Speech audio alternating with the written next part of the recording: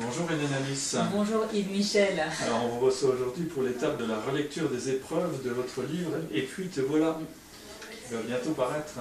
Oui, c'est imminent. Comment l'idée vous est venue de ce livre? Alors l'idée, ça fait un moment qu'elle trotte dans ma tête et heureusement que vous êtes venu me chercher, c'est bien, parce qu'il fallait passer à l'acte.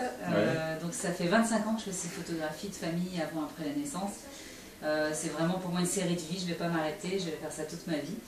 Et voilà, j'ai le bonheur d'avoir photographié 470 familles, il était temps d'en avoir vraiment voilà, un exemple concret, un objet, puisqu'en plus je fais aussi des expositions, ce travail qui s'appelle 2 = 3 juste parfois.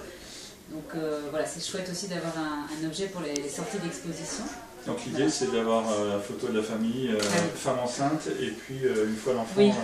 Oui, je fais une photographie au domicile en fait avant la naissance, quelques jours avant, et puis après avec le bébé. Donc c'est un avant en noir et blanc et un après en couleur, en argentique, hein, tout ça avec un vieil appareil photo. Et je photographie pas la naissance, même si la naissance est très importante pour moi. C'est sûrement parce qu'elle est très importante que je la photographie pas. Je trouve qu'il faut laisser cet espace au sacré et voilà, au mystère. À l'intime. Et en même temps, vous plaidez pour la naissance respectée. Oui, voilà, indirectement. Enfin, c'est des images qui parlent d'amour avant tout.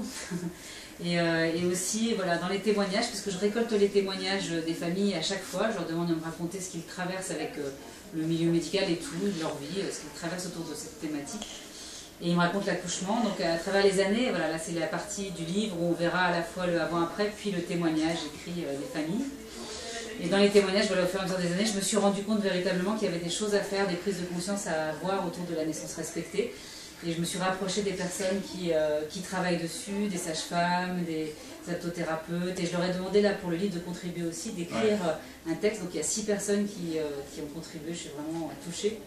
Et ça apporte aussi un complément d'information sur cette thématique importante. La naissance, cette étape si importante de notre vie qui influe après sur tout le déroulé de notre vie. Oui, fondateur de notre vie d'adulte, ce besoin de sécurité qu'on a dans les premiers instants et aussi avant, pendant la grossesse. Enfin, on sait plus de choses aujourd'hui.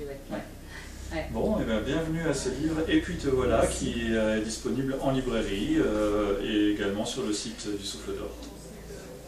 Merci.